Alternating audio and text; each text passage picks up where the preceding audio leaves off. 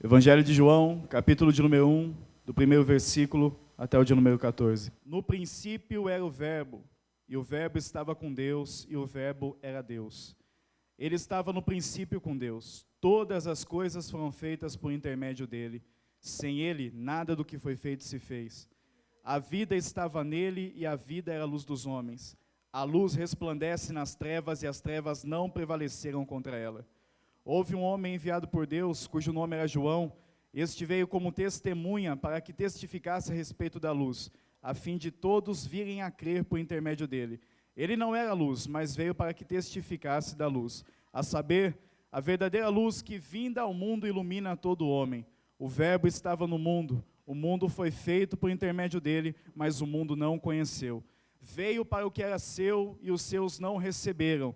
Mas a todos quantos o receberam, deu-lhes o poder de serem feitos filhos de Deus, a saber, aos que creem no seu nome, os quais não nasceram do sangue, nem da vontade da carne, nem da vontade do homem, mas de Deus. E o Verbo se fez carne e habitou entre nós, cheio de graça e de verdade, e vimos a sua glória, glória como do unigênito do Pai. Amém. João é enfático em dizer que em algum momento, que a Bíblia chama de plenitude dos tempos, toda a palavra de Deus se tornou carne e osso, ela se encarnou. O Verbo que estava lá no princípio com Deus, preste muita atenção aqui, toda atenção é pouca, se você perder um vagão desse trem, talvez você fique perdido.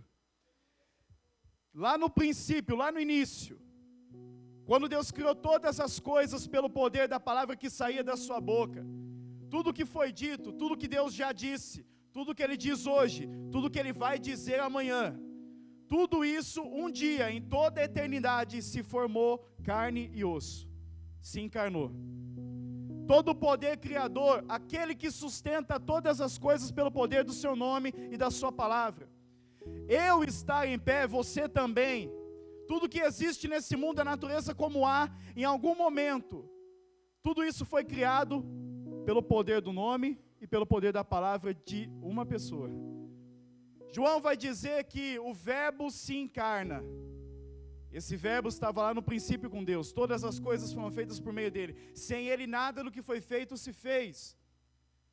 No momento em que o Senhor Jesus se encarna, no momento em que Ele cumpre, ou há nele o sentimento e o desejo que Paulo vai dizer aos Filipenses, lá no capítulo 2, a partir do verso 5, que haja também em vós o mesmo sentimento que houve em Jesus Cristo, que sendo Deus, não teve por usurpação ser igual a Deus, mas esvaziou a si mesmo, aniquilou a si mesmo, tomando a forma humana, sendo reconhecido em figura humana, obediente até a morte e morte de cruz, pelo que Deus o exaltou sobremaneira, que deu um nome sobre todo nome, para que ao nome de Jesus se dobre todo o joelho, no céu, na terra e debaixo da terra, e toda a língua confesse que Jesus Cristo é o Senhor, para a glória de Deus Pai.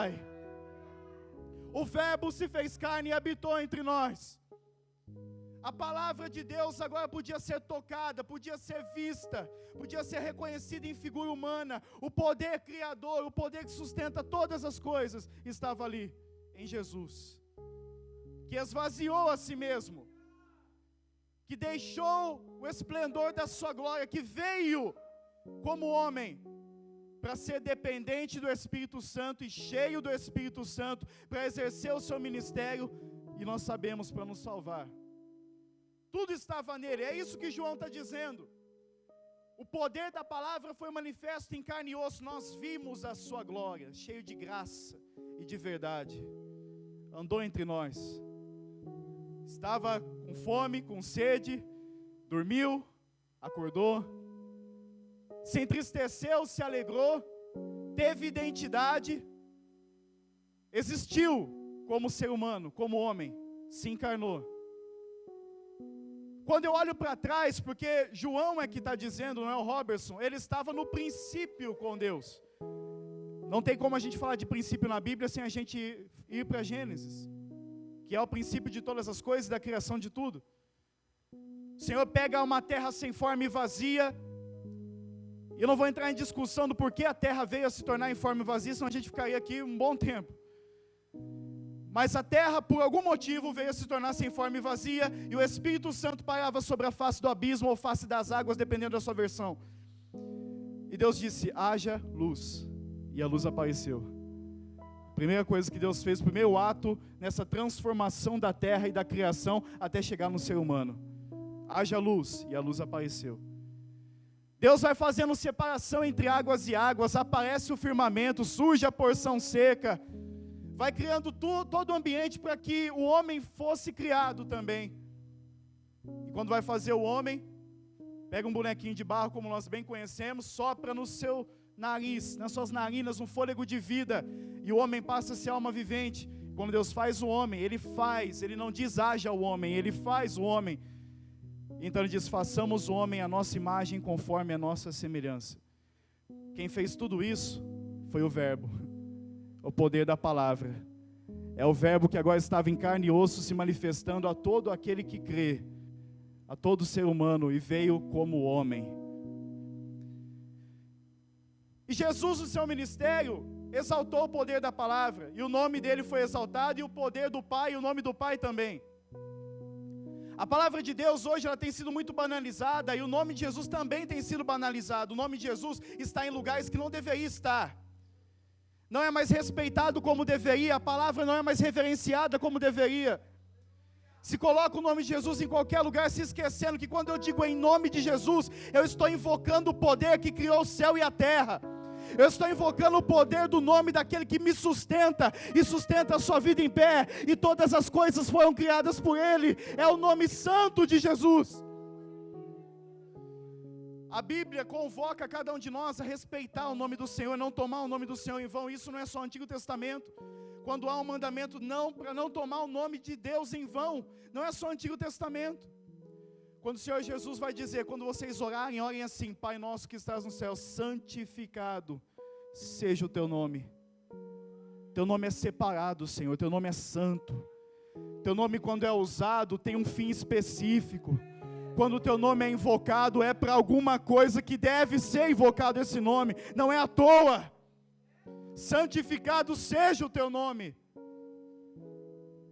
E ele diz, vocês não podem jurar, nem pelo céu, é a habitação de Deus, nem pela terra, por nada. Nós não conseguimos aumentar nem 1 centímetro a nossa estatura. A gente não tem poder para fazer nada, então a gente não pode tomar o nome dele e fazer juramentos. Tem que se haver um respeito no nome, automaticamente um respeito pela palavra. Se você olha no Antigo Testamento e olha também para a sua vida, quantas vezes Deus falou pessoalmente?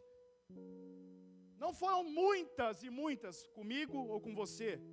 Quando Deus fala algo, lógico, Ele está falando todos os dias através da mensagem aqui pregada, mas estou falando de chegar pessoalmente, seja usando alguém em profecia, ou até mesmo falando com você em sonhos, ou até quando bate aquela santa presença, aquele coração que aquece no seu trabalho, onde você vai, na sua escola, na faculdade, e você sabe, Deus está falando com você.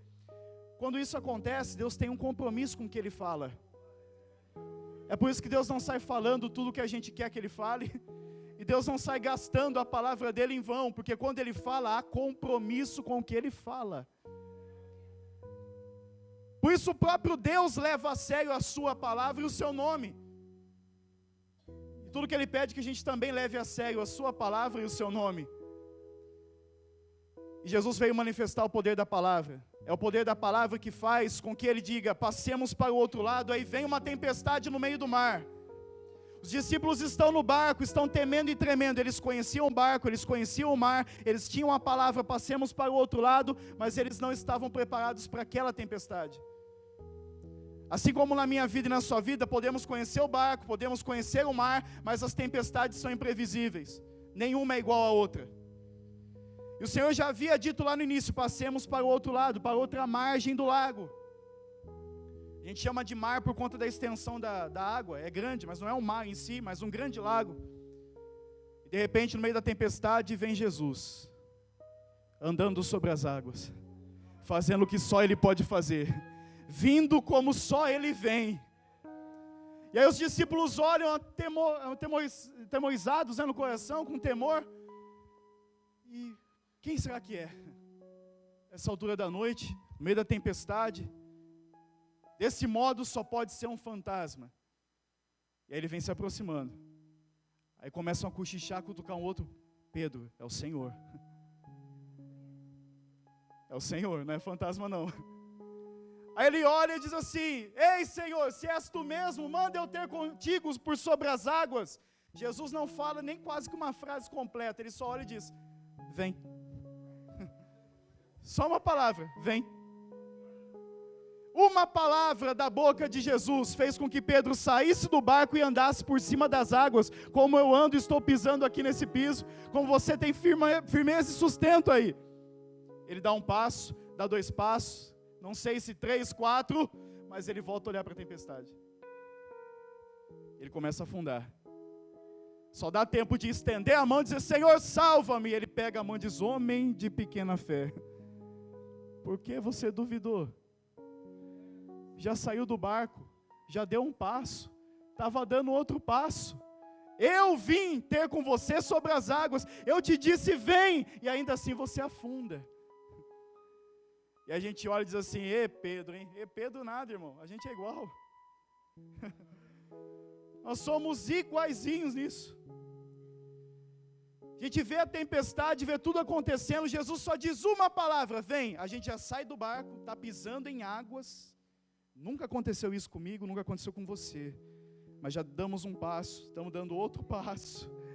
Ele está lá firme e forte, esperando ir até o encontro dele. Mas aí a gente olha para o vento, olha para a tempestade. A gente tira os olhos da palavra. A gente tira os olhos de Jesus. E a gente começa a ver de novo as circunstâncias. E Jesus, que é a palavra, está lá firme e forte, de pé, só esperando você vir. Quem está oscilando é você. Essa noite o Espírito Santo te trouxe para dizer para você crer no poder da palavra. Volte a crer no poder da palavra. A gente diz que crê no poder da palavra, mas quando a gente olha as tempestades, logo a gente começa a afundar e diz: Senhor, salva-me. É que se a graça dele não fosse superabundante, a gente morreria, mas ela é superabundante. Ele toma a nossa mão e diz: homem, mulher de pequena fé, por que você duvida? É o poder da palavra.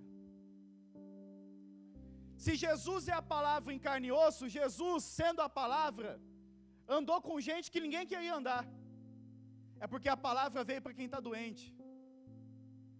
A palavra traz o poder de salvação, de restauração, e vai em lugares e alcança vidas que hoje muitas vezes a gente olha e não quer ir lá, não quer falar com ele lá, não quer alcançar ele lá.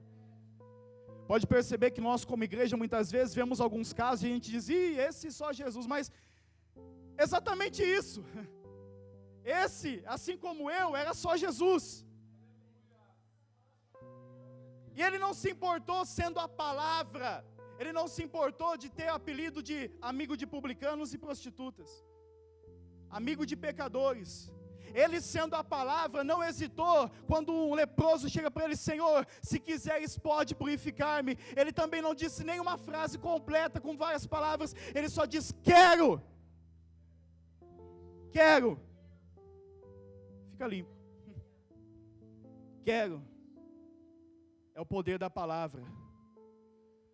É o poder da palavra que faz chegar diante de um túmulo onde tem alguém morto faz 4 dias.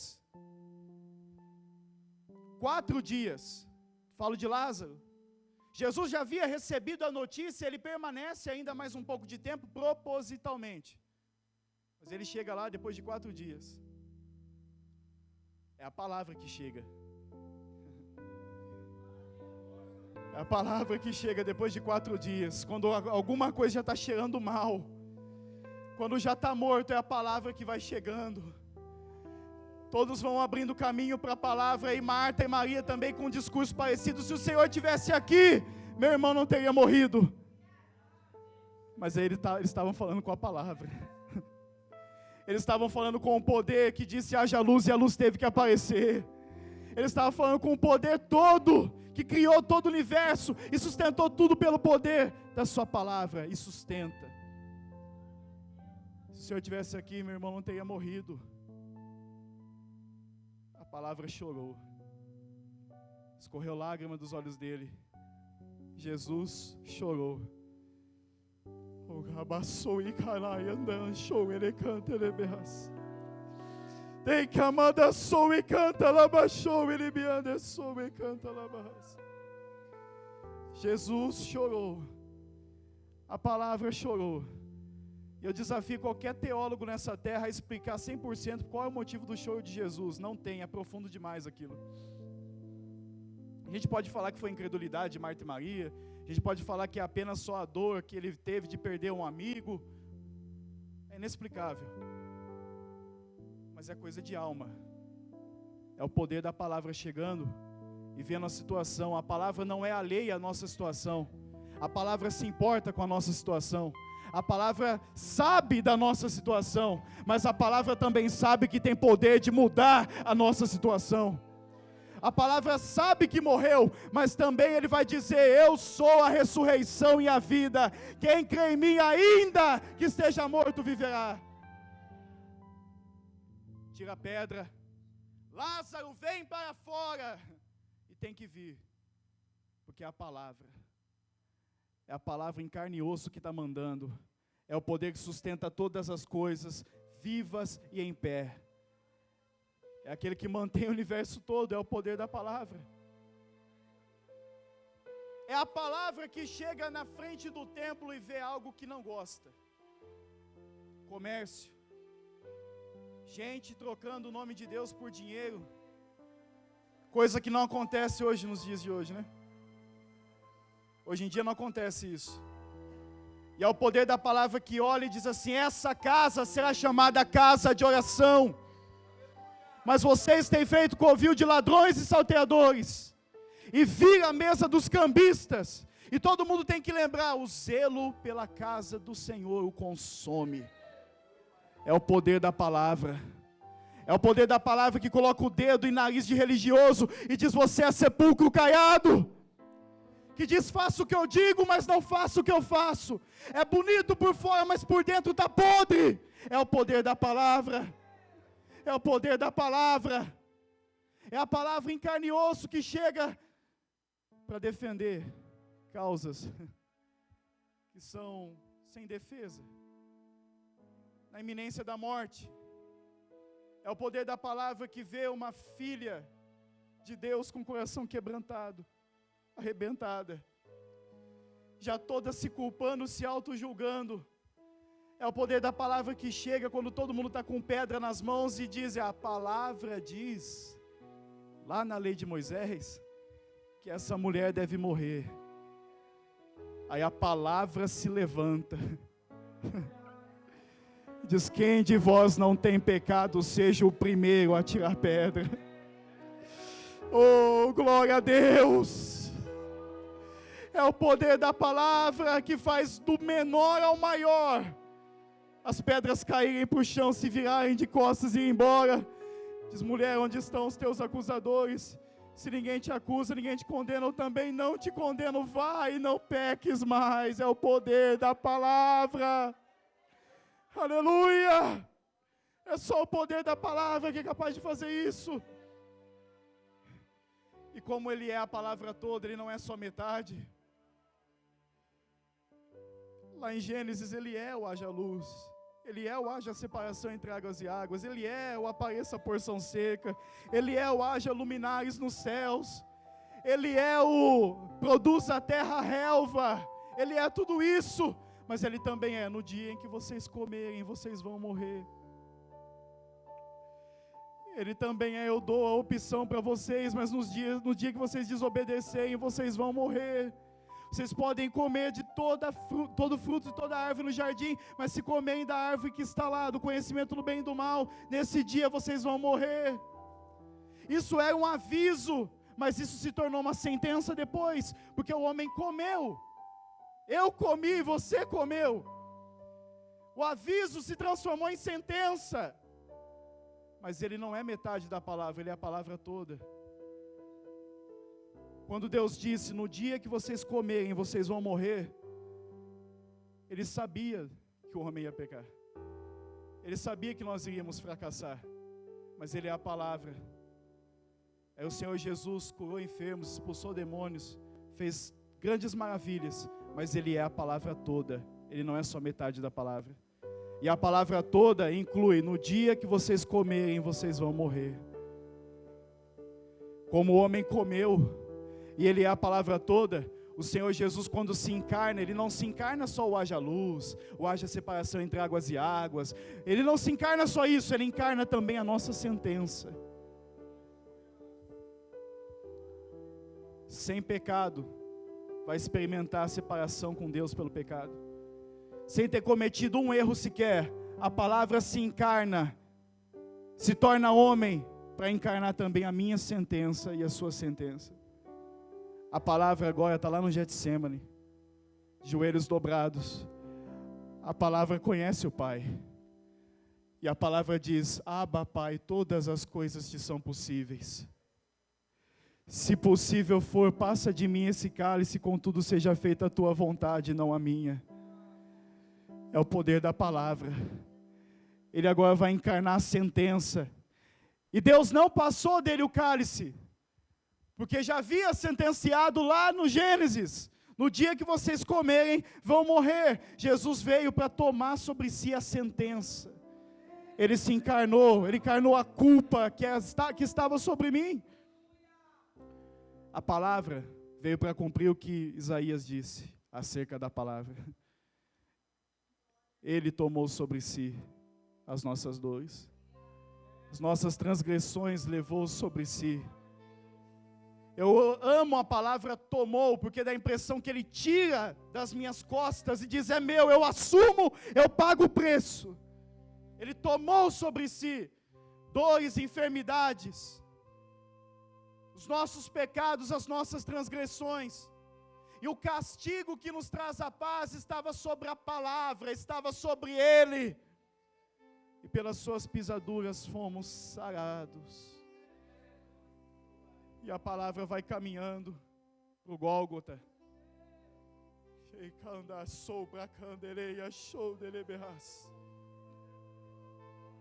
Como ovelha muda foi ao matadouro, ele não abriu a sua boca. Ele abre a boca quando alguém diz assim: eu tenho autoridade de te mandar prender e soltar. Ele diz: não, você não tem autoridade nenhuma que não tenha sido dada pelo meu Pai. Indo para a morte, caminhando para ser pisado, moído, porque Isaías 53 também diz: a Deus agradou moê-lo e fazê-lo enfermar. A palavra vai, e a palavra sofre aquilo que é para eu estar sofrendo, você estar sofrendo, ou ter sofrido. A palavra olha aos céus e diz: Eloi, Eloi, lama sabachthani. Deus meu, por que me desamparaste? É a palavra falando, é o verbo encarnado, é aquele que estava no princípio com Deus e fez todas as coisas. Morre. Mas é o poder da palavra, e a palavra é completa, a palavra não é pela metade. Lá em Gênesis também havia uma profecia. Deus olha para a serpente e diz: vou pôr inimizade entre você e a descendência da mulher, entre a semente dela e o seu descendente. Você vai esmagar, você vai pisar, melhor dizendo, ou morder o calcanhar, mas ele vai esmagar a sua cabeça. Essa é a sentença. A sentença tinha que se cumprir toda. Na cruz do Calvário, o Senhor Jesus estava experimentando o veneno do pecado sem ter pecado nenhum. Na cruz do Calvário, Ele estava pagando o preço por mim e por você, sem ter nada a dever. Ele estava passando pela mordida da serpente. Experimentou a separação com o Pai, mas ainda tinha uma profecia. A palavra toda, Ele esmagaria a cabeça da serpente. O Senhor expira, diz: Pai, em tuas mãos entrego o meu espírito. No mesmo instante o véu do templo se rasga de alto a baixo. É o poder da palavra dizendo: agora tem reis e sacerdotes, ouvindo essa palavra, que podem entrar no lugar santo e no lugar santíssimo e oferecer sacrifícios espirituais e sacrifícios de louvor. É o poder da palavra que rasga o véu de alto a baixo e que fala que não há mais separação entre nós e Deus. É verdade, porque aonde abundou o pecado, superabundou a graça. É o poder da palavra. E avançando, a história continua. No terceiro dia, poder da palavra, ele ressuscita, como ele tinha dito aos discípulos. Nas aparições de Jesus, eu vejo o poder da palavra se manifestando de uma forma tremenda. Quando Maria Madalena vai até o sepulcro e já vê que a pedra foi removida, e ela está desesperada porque não vê o corpo de Jesus, Jesus aparece atrás dela. E começa a conversar com ela, e ela nem se tocando que é Jesus. Mas no momento em que Jesus disse, Maria, e chamou pelo nome, ela olha para trás e diz, Rabone, eu conheço essa voz, eu conheço quem me chama pelo nome, eu conheço essa palavra, eu conheço meu mestre. Quando ele diz Maria, ela já vira e diz, eu sei quem está falando comigo. Essa noite que você saiba quem está falando com você, é aquele que te chama pelo nome, é o que sustenta todas as coisas de pé, pelo poder da sua palavra. Quando se apresenta aos discípulos, cada uma das narrativas do Evangelho traz um detalhe interessante. Se nós formos juntar todas elas, fica mais ou menos assim. Jesus chega, entra onde eles estavam reunidos e diz, paz seja convosco. Já acalma o coração, já coloca as coisas no lugar. Olha aqui a minha mão, olha aqui o meu lado, eu sou o mesmo. Eu sou o mesmo que foi crucificado, podem ver, eu sou o mesmo.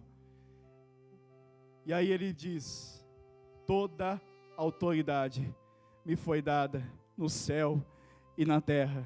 Portanto, ide. Perceba isso. Ele chega anunciando, diz, toda autoridade me foi dada no céu e na terra. Ele olha para mim, para você e diz, agora vai. Sabe o que é mais ou menos isso? Eu cresci, na minha infância e adolescência, vendo meu avô, que tinha comércio, sempre teve, marcando as coisas na caderneta.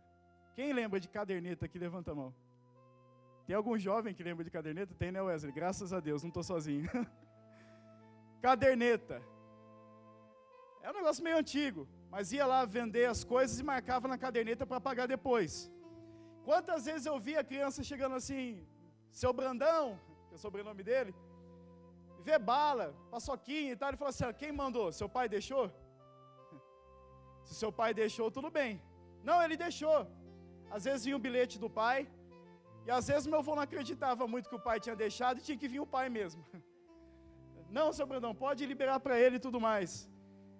Eu estava me lembrando disso enquanto estava sentado ali, e Deus falou assim, está liberado. Quando o Senhor Jesus disse, toda autoridade me foi dada no céu e na terra, e Ele olha para mim e para você e diz, portanto, ide. Ele está dizendo, eu libero vocês para serem filhos de Deus aonde vocês passarem. Curem os enfermos, expulsem os demônios, ordenem, se vocês beberem coisa mortífera, não vai fazer mal nenhum, porque toda a autoridade foi dada a Jesus, no céu e na terra. Ele olha para mim e para você e diz, agora vai! Vai! É o poder da palavra. Está liberado, pode pôr na conta, porque alguém já pagou o preço. Vai lá na despensa do Pai. Vai lá e pega, é seu, está liberado, toda a autoridade foi dada a Jesus, e Ele transfere a nós. É o poder do nome, é o poder da palavra. E aí João, para terminar, ele diz assim, a todos quantos o receberam, deu-lhes o poder de serem feitos filhos de Deus. Crianças nascem a todo instante, agora tem gente nascendo, de uma forma natural. Não foi dado o poder de ser. Existe, foi criado por Deus, mas o que João está dizendo é algo espiritual muito profundo. Ele diz, a todos quantos o receberam, deu-lhes o poder de serem feitos filhos de Deus. Eu vejo isso se concretizando de uma forma tão real, quando Jesus também, depois de ressurreto, olha para os discípulos e, e faz isso, ó. Recebei o Espírito Santo. Recebei o Espírito Santo. Agora você tem poder de ser feito filho de Deus e filha de Deus, porque você recebeu o Espírito Santo. Ele diz, recebei o Espírito Santo. E essa noite ele olha para mim e para você que temos o Espírito Santo. Ele diz, tome posse da filiação, dessa paternidade divina sobre a tua vida, porque a todos quantos o receberam, deu-lhes o poder de serem feitos filhos de Deus. Em outras palavras, chega diante desse mar, chega diante dessa tempestade e diz: na autoridade do nome de Jesus, acalma vento, aquieta mar, porque todo o poder foi dado no céu e na terra ao Senhor Jesus Cristo. Ele transfere a mim, transfere a você. Ele diz: vai, vai, seja filho de Deus onde você passar. Cure os enfermos, expulse demônios. Chegue hoje na sua casa e você não vai curvar a tua cabeça e se sentir fracassado e derrotado, porque você é filha de Deus, você é filho de Deus, e você vai dizer: quem manda nessa casa é aquele que disse: todo o poder me foi dado no céu e na terra. Aleluia! Louvado seja o nome do Senhor Jesus.